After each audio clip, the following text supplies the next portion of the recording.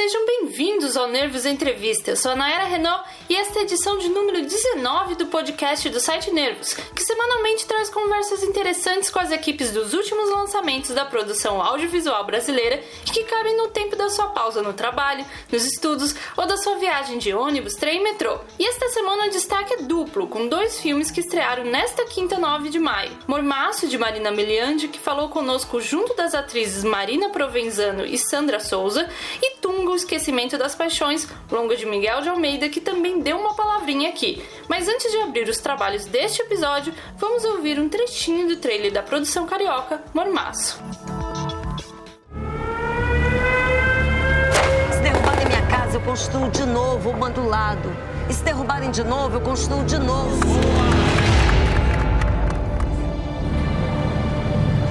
Qualquer casa para ser demolida precisa passar por uma negociação. E essa negociação só pode acontecer com a concordância de vocês.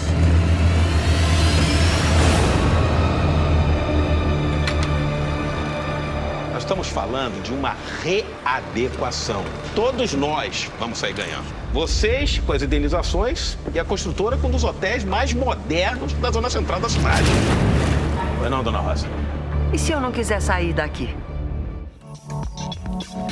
Primeiro longa solo da Marina Miliandi, que já fez diversos trabalhos em parceria com o diretor Felipe Bragança, Mormaço estreou no Festival de Roterdã, na Holanda, em 2018 e circulou por diversos festivais no ano passado, incluindo o Gramado, o do Rio e a Mostra em São Paulo. A obra traz a Marina Provenzano na pele da Ana, uma defensora pública carioca que está prestes a ser despejada de seu apartamento em um bairro de classe média em transformação, assim como dos clientes que está defendendo no momento, a Vila Autódromo, uma comunidade que foi afetada pelas obras do Parque Olímpico no Rio de Janeiro para as Olimpíadas de 2016. Filmando na região durante esse período conturbado e tendo Sandra Souza, uma das líderes do movimento de resistência da Vila Autódromo, Vivenda Domingas, uma personagem bem parecida com ela mesma, a cineasta mescla o registro documental com a ficção, que se torna cada vez mais fantástica no decorrer da narrativa, quando uma doença misteriosa acomete o protagonista. Nessa entrevista que fiz com elas, lá no café do anexo do Espaço Itaú Augusta de Cinema,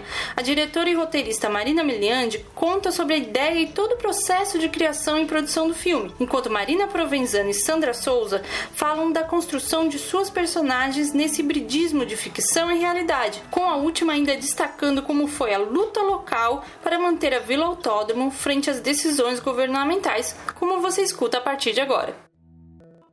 Quando foi assim as construções, aquela transformação do Rio de Janeiro começou a te incomodar? Esse mormaço que você tanto fala no filme começou a te incomodar muito para ter a ideia do filme? Olha, esse filme começou a ser escrito, se eu não me engano, em 2012, 2013. Então foram alguns anos antes das Olimpíadas.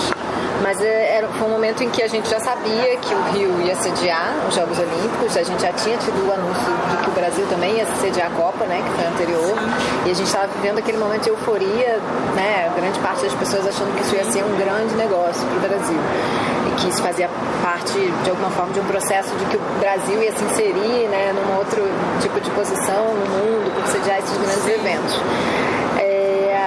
E aí eu acho que desde logo em seguida, do anúncio de que o Rio sediaria as Olimpíadas, a gente já começou a perceber, as pessoas que moravam no Rio, que estavam atentas a esses processos de transformação, já começaram a perceber que era um processo que ia ser bastante violento, começou sendo muito violento. A cidade começou a mudar muito rapidamente e radicalmente, né?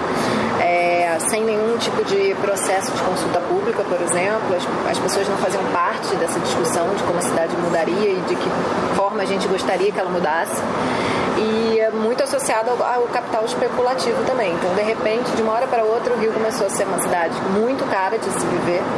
Os custos, né, de aluguel, principalmente os aluguéis dos imóveis, aumentaram enormemente, assim, mais que triplicaram.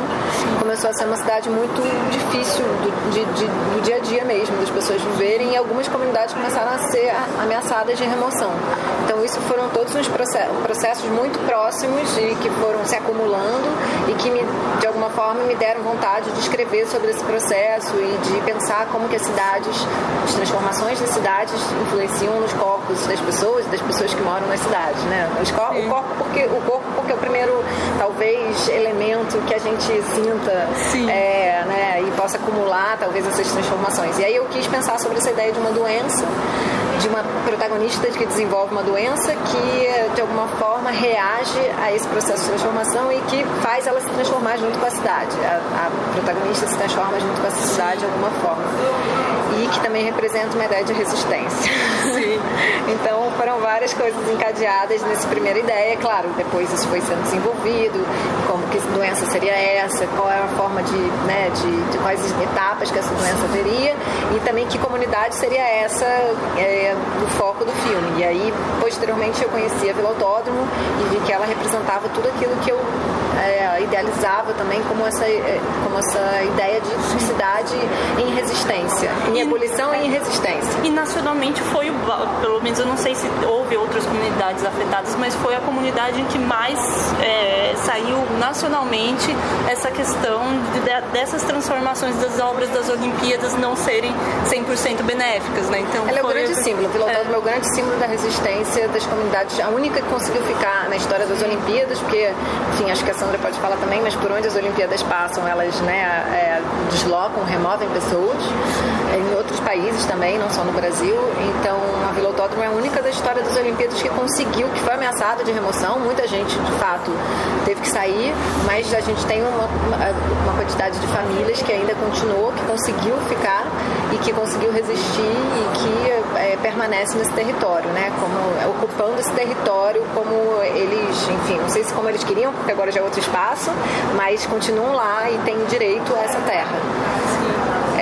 Então, ela se transformou num grande símbolo dessa resistência, da possibilidade de que a luta é possível, a luta das pessoas, das pessoas comuns, assim, pessoas físicas comuns lutando, se organizando na cidade, podem conseguir se articular politicamente, socialmente, enfim, fazer com que outras pessoas se deem conta desse processo que está acontecendo, comunicar com outras pessoas, conseguirem apoiadores e ocupar esse espaço de outra forma, de forma que consigam o seu objetivo, que era continuar ali no seu território de origem. Sim. E, assim, nesse processo de vocês, assim, eu falo até, acho que o conjunto, porque eu acho que a Sandra ajudou também, dessa coisa híbrida do filme, misturando documentário e ficção e indo para esse caminho mais fantástico no final. Como foi para você, Marina, no processo de roteiro e direção? E para vocês, assim, vindo de lados opostos, como uma atriz profissional e uma atriz não profissional, trabalhar essa chave mesmo, né? Que o filme vai, né, entre um lado e outro, misturando tudo isso. Olha, eu posso começar falando então dessa parte da mistura de gênero. Eu sempre quis fazer um filme que começava mais realista e que fosse ganhando áreas de cinema fantástico, né? Porque eu acho que o fantástico ajuda a gente a achar uma certa poesia nesse assunto também, e na questão política.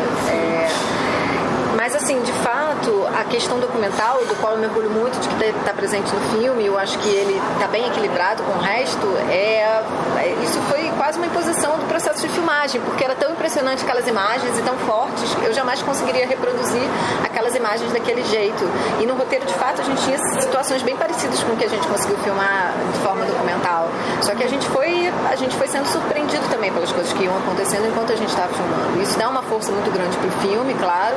Infelizmente, a gente estava em momentos terríveis para a comunidade, mas felizmente a gente conseguiu estar lá também para testemunhar e para fazer com que isso ainda exista e ecoa, né, para outras pessoas que não puderam estar lá. Então, assim, é uma mistura, né, de sentimentos. Que pena que a gente testemunhou isso, porque que pena que isso existiu. Sim. Mas uma vez existindo, que bom que a gente estava lá para poder estar no filme e a gente saber e fazer com que mais gente saiba que isso aconteceu. E isso eu acho que deu muita força pro filme também, porque as pessoas sentem que aquilo de verdade tocou aquelas pessoas. A gente tem, né, por exemplo, a Natália, que de fato ela tá falando enquanto a casa dela está sendo destruída, então é um momento de muita emoção. Eu fico emocionada toda vez que eu vejo. Acho que os moradores da vila também ficam muito emocionados quando vêem essas cenas. Então eu acho que eu me orgulho da forma como a gente conseguiu equilibrar esses tipos de imagens dentro do filme e dando força, cada uma dando força, né, para o tipo de imagem. Enfim, a documental dá força para a ficcional dá força para o documental. Então esse era o grande desafio. Mas eu acho que elas podem falar um pouco mais sobre esses processos de atuação nessa mistura maluca. Eu acho que a sensação que eu tenho é que um filme fantástico, e também como a Marina estava conduzindo, tem um tanto que a personagem não tem consciência de que ela é um ser fantástico, assim, né? Sim. Pelo menos não era nesse caso, assim, eu acho que em termos do trabalho de atriz, a coisa se dá mais com eu ali como mais uma peça com a trilha, sem saber com o todo, né? Com o todo, e aí a coisa vai caminhando por eu acho que o fantástico é mais talvez nessa licença poética dessa coisa, que você vai virando, não tem desespero, né? Essa doença de pele, ela vai vindo como aquela coisa que incomoda a gente, mas a gente fala, depois eu vejo, você vai meio levando, e aquela coisa vai te tomando até aqui, né? Sem spoiler. Mas eu acho que esse processo, Amar desde o início, assim, das primeiras conversas já vinha dizendo assim, que era como ela via, o que ela entendia da Ana e o que ela queria.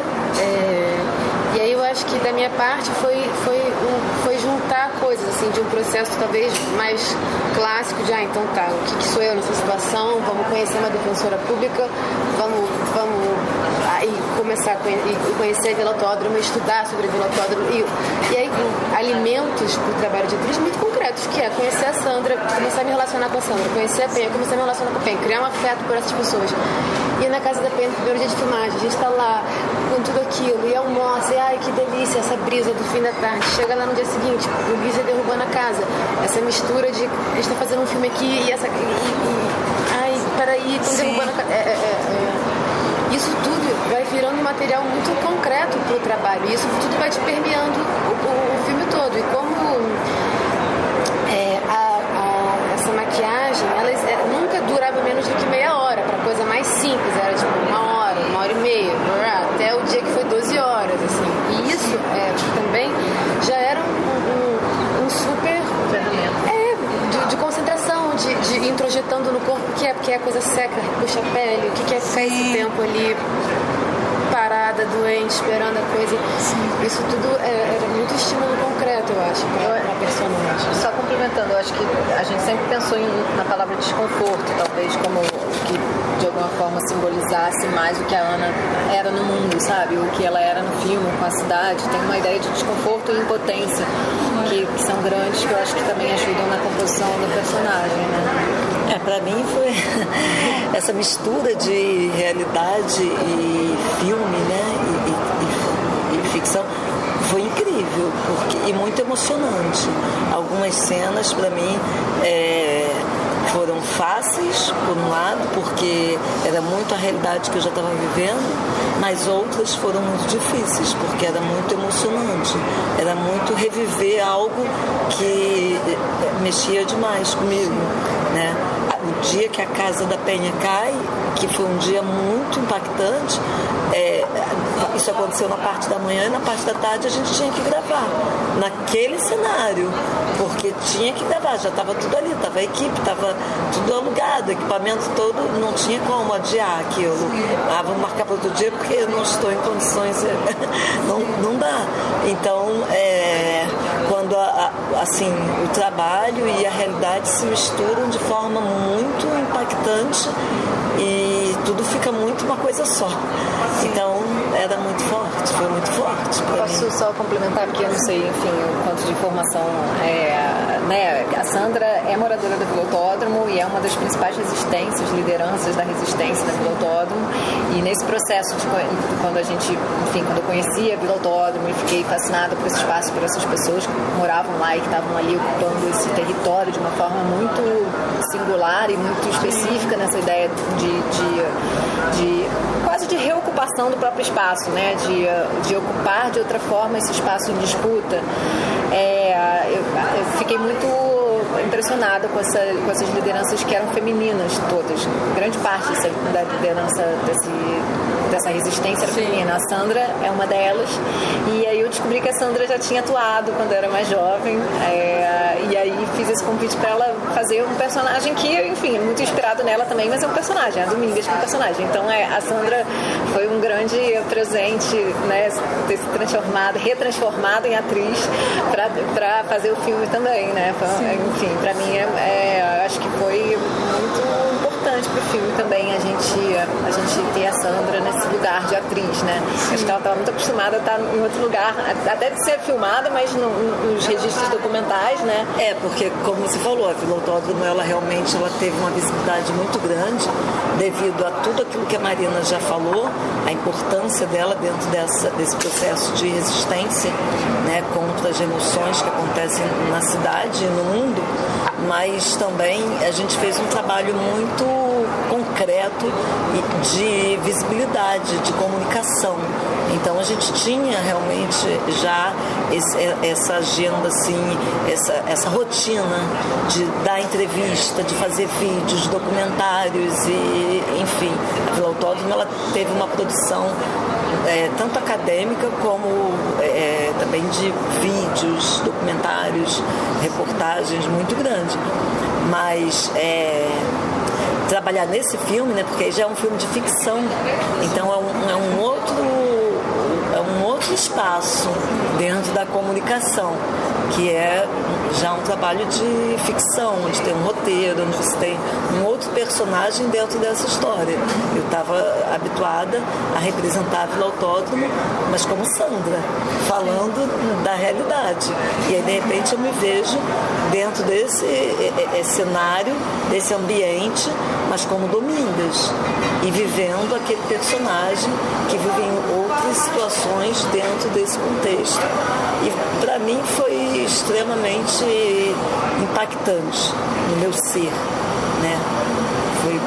Tem uma coisa que você falou agora, eu me dei conta que era, você tinha essa experiência, e para mim tinha experiência de, não era como tá lidando com qualquer outra atriz, assim, tô lidando com a Domingas, mas a Marina não esquece que é a Sandra, então qualquer cena que tinha que fazer, que é a Domingas me falando, você vai cuidar dos meus meninos, você vai se certificar de que vai ficar tudo bem, você entende, assim, é a Sandra falando, o peso maior. Então isso essas coisas eram muito, muito fortes no processo, assim, porque é muito real, assim, né, você ouvir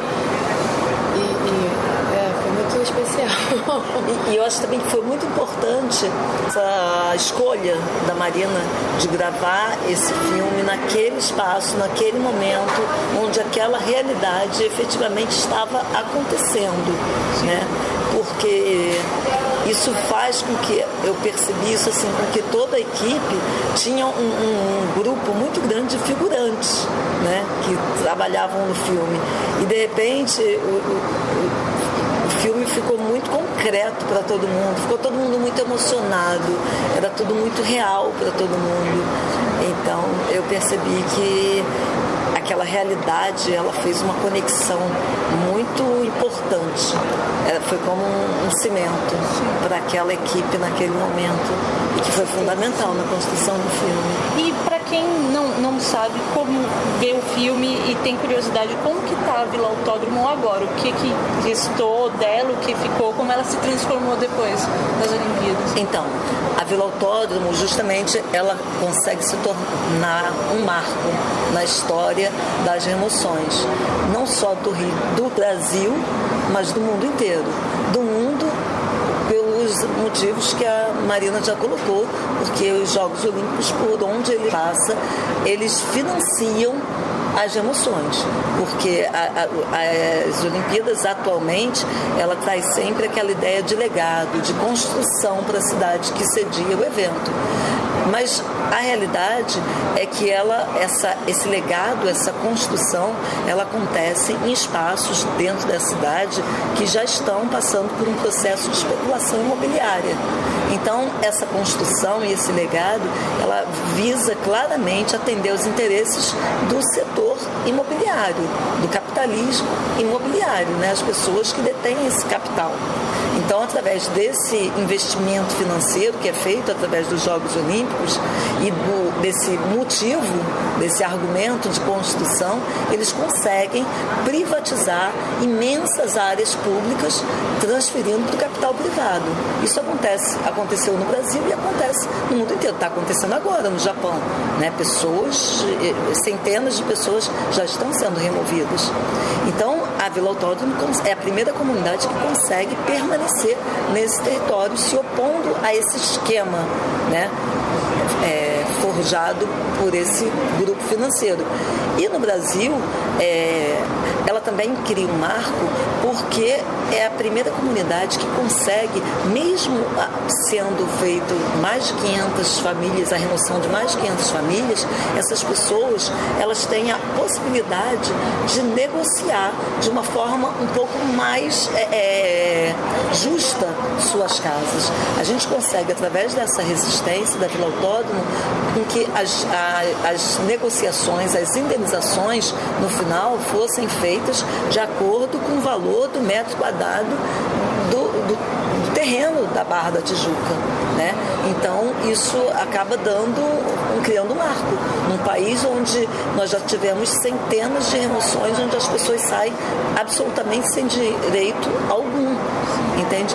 E a Vila Autódromo, aquele território onde se encontra a Vila Autódromo, é uma área de especial interesse social, é uma ex, que é um território.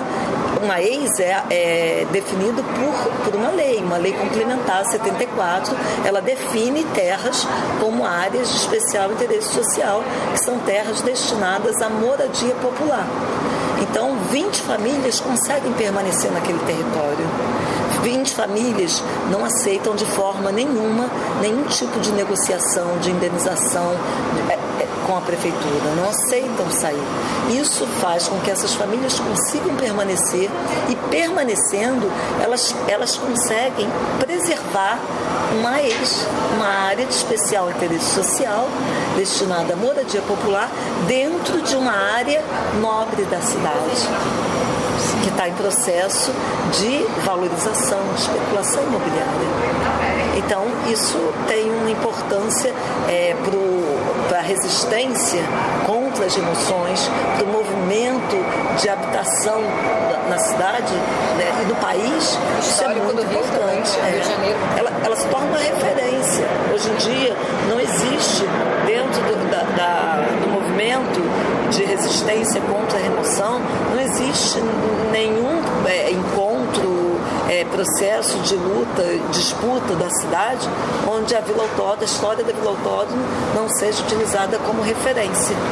Então, ela se torna uma esperança, né, de que é possível resistir e vencer esse poder absurdo e desigual e muitas vezes injusto. E justo de fato, porque ele não respeita os critérios judiciais, jurídicos já estabelecidos no país, né? Na Constituição, enfim. Então, é isso. Uma conversa bem enriquecedora, né? Não só sobre o filme, já que Mormácia é mais um exemplar deste cinema brasileiro contemporâneo preocupado com as consequências dessa transformação urbana bem acelerada, né? A participação delas não acaba por aqui, daqui a pouco elas voltam no Conexões Nervosas, como você sabe, mas agora a gente vai destacar a outra estreia nacional da semana, Tunga, o Esquecimento das Paixões. O segundo longa de Miguel de Almeida é mais do que um documentário sobre a vida e obra do artista plástico pernambucano Antônio José José de Barros Carvalho e Melo Mourão, mais conhecido como Tunga, que era filho do poeta e jornalista Gerardo de Mello. A produção, na realidade, é um mergulho na visão de mundo e linguagem do brasileiro, que foi o primeiro artista contemporâneo do mundo a ter uma obra no Museu do Louvre. O diretor conversou conosco sobre a gênese do projeto, sua proposta artística de incorporar a estética do próprio Tunga na narrativa fragmentada, antigos e próximos trabalhos e muito mais que você ouve agora. Jonde, em que momento ou como surgiu assim, a ideia de contar a história do Tunga, de se debruçar sobre a história do Tunga? Eu sei que você acho que chegou a citar no filme anterior, mas assim, quando você decidiu assim, quero contar a história dele? Olha, na verdade, eu não decidi em nenhum momento contar a história dele. O que tínhamos era um projeto inicial de fazermos um filme com um suposto artista, esse suposto artista seria vivido pelo Tunga, construindo uma suposta arte dentro do suposto processo criativo. Tudo falso, tudo inventado. Essa era a ideia.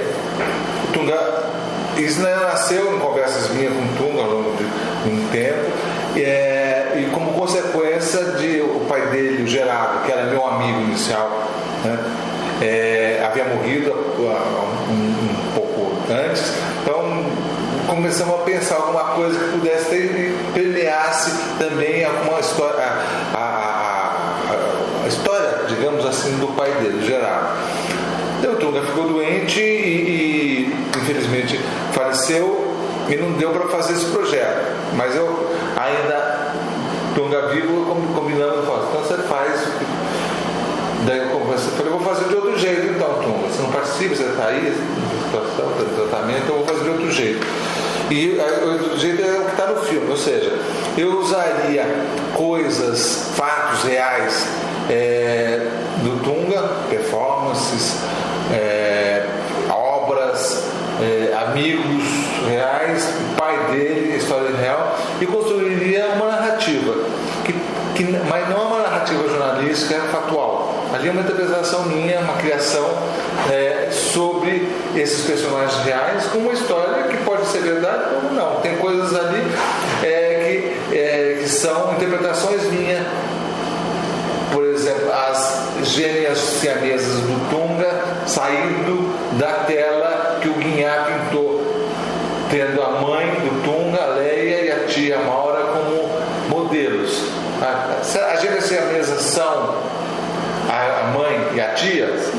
O Tunga nunca disse isso, mas Miguel inventou que elas saem, se fumam nessa coisa toda, né? Quer dizer, então eu quis oferecer uma história a partir de fatos, vamos dizer, reais, mas é uma história minha, né?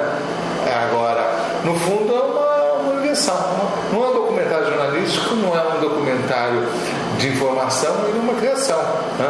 A partir de fatos reais, né? Sim, então, e justamente nesse sentido, como foi para você desenhar essa narrativa, se debruçando sobre a vida dele, mas criando, então, nesse sentido que você falou, e se apropriando até da própria linguagem do Tunga, dessa linguagem fragmentada, né? Porque ele tinha isso, ele até no filme ele fala sobre a fragmentação, sujeito contemporâneo, etc. Então, como foi para você criar essa narrativa também fragmentada no filme? Eu quis, por exemplo, pegar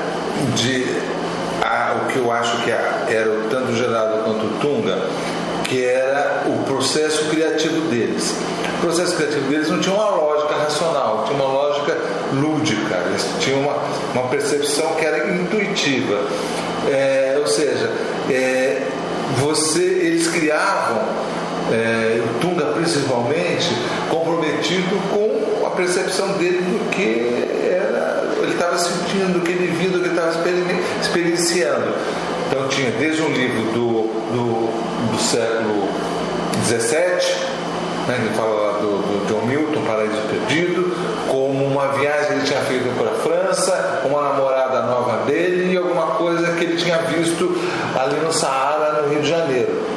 De repente isso tudo na cabeça dele se juntava, o mundo dele era aquilo, né? Então ele não estava no Brasil, Rio de Janeiro, no CEP 013 010, certo? No quadrante XYZ, certo? E no ano 2000 e tanto. Não, ele vivia em outra época. Porque é o seguinte, tanto Tunga, principalmente, também o Geraldo de outra maneira, eles não estavam comprometidos com a ideia de se fazer uma arte brasileira. Eles estavam querendo fazer arte. A arte, ele não estava querendo responder questões que tinham sido postas no século passado, mas sempre ainda atuais, recorrentes no Brasil, sobre a identidade brasileira, o que é o brasileiro, o que é arte, o que somos nós. Paralelo, dando uma banana para isso. Porque estão interessados no homem. E o homem vive nas nações, e vive acima dessas nações. Então eu quis pegar essa ideia cinética deles, né, de como experienciava a vida e a cultura, e jogar isso na narrativa. Sim. Né? Sim. E para conseguir esse material de arquivo e tudo mais, foi tranquilo para você, já entrando em contato a princípio com o Tunga? Ou... Foi tranquilo, porque o Tunga já tinha ele vivo. Eu fui várias vezes no que ele lá no espaço dele lá na Joatinga, no Rio, e tudo documentadinho, tudo acertado, e vi material, pesquisei com a turma que trabalhava à época com ele, quer dizer, então tinha muita coisa lá.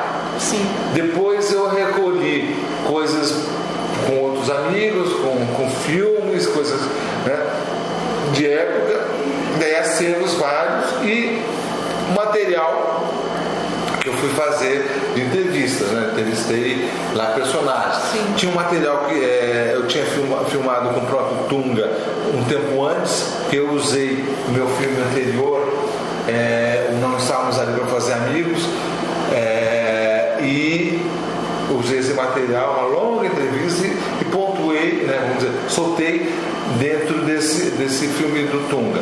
Agora, o que é legal é que esse material, de novo, ele obedece a uma ideia do que eu vejo como eu me sirvo dele, melhor dizendo, eu me sirvo dele para construir uma percepção, uma narrativa. Agora, eu vou me valendo desses fatos reais, uma performance, ele teve no Louvre, foi uma exposição, certo? Mas agora é um outro tipo de coisa. Sim. E até você citando o Não Estamos Aqui para Fazer Amigos, assim, é possível ver uma ligação nesses dois filmes, não só pela própria presença do Tunga, mas acho que o seu interesse em se debruçar sobre esses artistas, sobre essas vozes ali daquela geração da abertura, né, da abertura política dos anos 80. Então, como isso te interessa? Eu me interesso por gente que não é jeca, né? Por gente que não é caipira. Eu gosto de pessoas que conseguem pensar além do bem e do mal, das pessoas que conseguem não serem preconceituosas. Ou seja, Não Estávamos Ali para Fazer Amigos mostra uma geração que estava justamente brigando para colocar em letra, né, em letra de forma, letra de imprensa, literalmente, e outras que estavam fazendo música, um tipo de pensamento além desse comprometimento político imediato, certo? Desse nós contra eles, nós e eles. Não, né? O Brasil sempre trabalha com nós e eles. Mário de Andrade ou Oswaldo de Andrade, Caetano Veloso ou Chico Buarque, Flamengo ou Fluminense. Quer dizer, essa dicotomia não me interessa. Eu não gosto de pensar contra ou a favor. Não. É o que o próprio Tunga vai dizer um momento lá. O John Milton coloca Pinto Inferno de uma maneira tentadora, né? Deliciosa, mas ao mesmo tempo é dramática.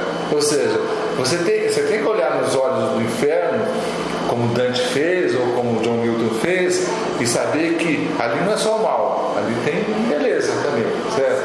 Quem inventou que é o mal pode ser ruim para alguns olhos que não estão acostumados a pensar fora do um ou outro, certo? Então, o Tunga, como Não na verdade, são personagens que querem trazer, estão comprometidos em fazer uma produção, um pensamento, uma filosofia que não seja jeca, sabe? Que ela não está defendendo um ou outro, está defendendo o quê? Está defendendo a liberdade de você poder misturar no mesmo verso, na mesma arte, tanto o J. Borges quanto um artista, um gravador lá de Pernambuco, como misturar os versos do Camis. Como isso é possível? Bem, isso é possível porque a gente faz isso em casa. Nosso pensamento agora não precisa racionalizar. Então, você vive isso. Você não precisa estar só ouvindo músicas de uma época e achar que você está comprometido com essa época. Você, na verdade, está ouvindo várias coisas. Nós somos camadas, né? São várias. Nós ouvimos, nós cheiramos, nós experimentamos, né? Gosto, várias coisas. Então, isso que é a riqueza nossa. Não pode ficar só com a visão, né? Você tem que olhar e, na hora que você enxerga, você tem que sentir o cheiro. Na hora que você enxerga, você tem que ouvir. É isso, é exatamente isso. Eu não quero reduzir o homem a só enxergar a visão, ou só ouvir, né? Você pode sentir o cheiro pelos olhos. É isso, em resumo é isso. Sim. E você pode adiantar alguma coisa assim de próximos trabalhos que você já tem em mente, tem projeto aí pela frente? Estou pensando em fazer alguma coisa com Secos e Molhados. Eu escrevi um livro que vai sair agora, chama-se Primavera nos Dentes, que é uma história cultural a partir da história dos Secos e Molhados. Um grupo que surgiu na década dos anos 70, que durou exatamente 2 discos, né? Lançou o Ney Mato Grosso e foi um dos maiores reações à ditadura militar brasileira, né? Porque os militares brasileiros eram papa hóstia e um problema terrível com a questão sexual, o problema de gênero e o problema da liberdade. E os Secos e Molhados conseguem romper com uma estética absolutamente contemporânea, revolucionária, fora do nós e eles, certo? No Brasil, misturando tanto o fado português, quanto o rock, quanto o Oswaldo de Andrade e Manuel Bandeira, né? E brincando com a questão da androginia. Não é nem a questão da homossexualidade, a questão não, é a questão da androginia, ou seja, é coisa dúbia. É ele, é ela ou é um bicho? Então eu devo fazer alguma coisa em cima disso. Sim. Né? Legal.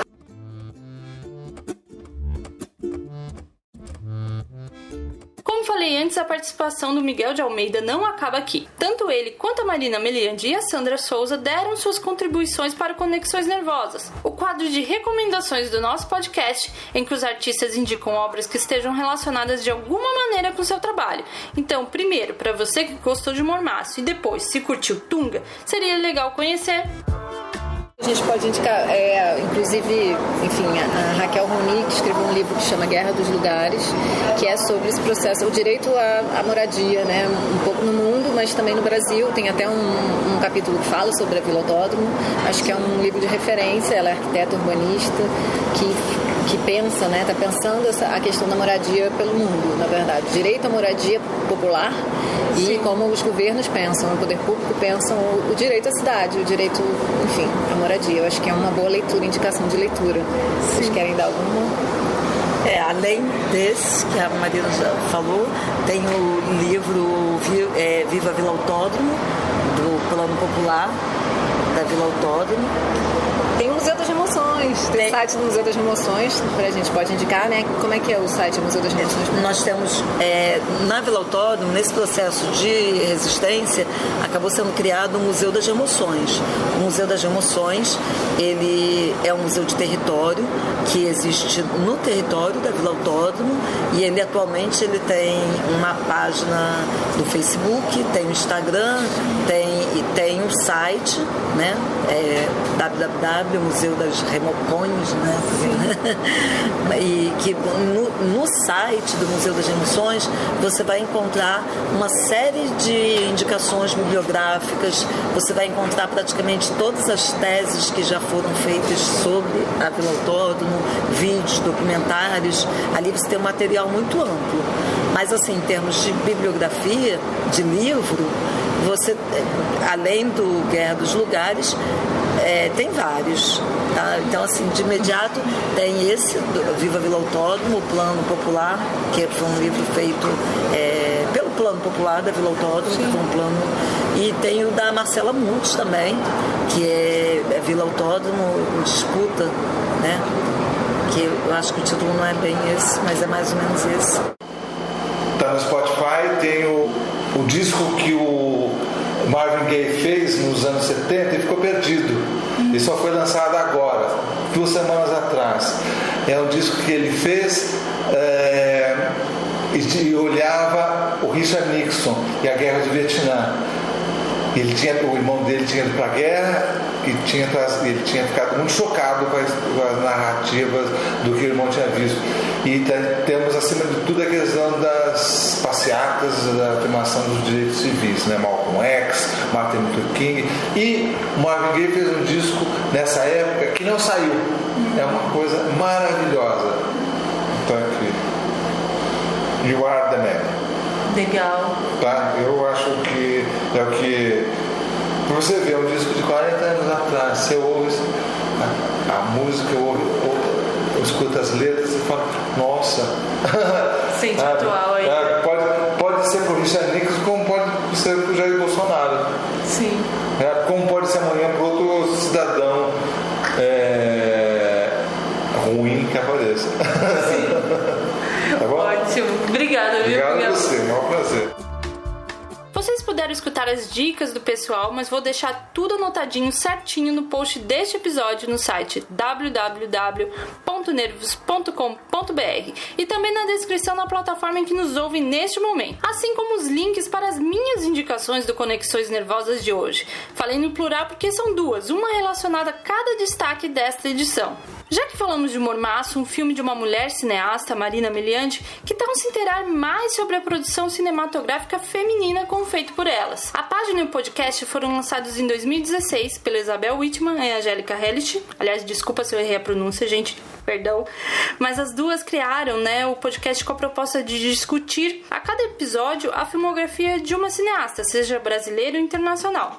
Hoje em dia o programa conta com a apresentação, além da Isabel, que permanece à frente do projeto, da Stefania Amaral, da Camila Vieira e da Raquel Gomes, mulheres incríveis gravando de diferentes lugares do Brasil. Além disso, elas trazem alguns drops especiais que têm entrevistas também com as diretoras do cinema nacional. É um conteúdo bem especial para vocês apreciarem. E por causa do Tunga, fui pesquisar algum podcast que falasse sobre artes plásticas e acabei encontrando conversas sobre artes visuais com a Karina Sérgio Gomes, jornalista, especialista em gestão cultural e pesquisadora de arte contemporânea, que desde o ano passado traz conteúdos descontraídos para quem gosta do tema ou quer conhecer o básico mesmo. Os episódios são bem rapidinhos, por sinal, trazem ela respondendo perguntas simples sobre arte, ou perfis de alguns artistas, ou ainda textos históricos de grandes nomes das artes, e além de entrevistas com pessoas que cercam este mundo. Uma introdução bem legal no universo da arte contemporânea.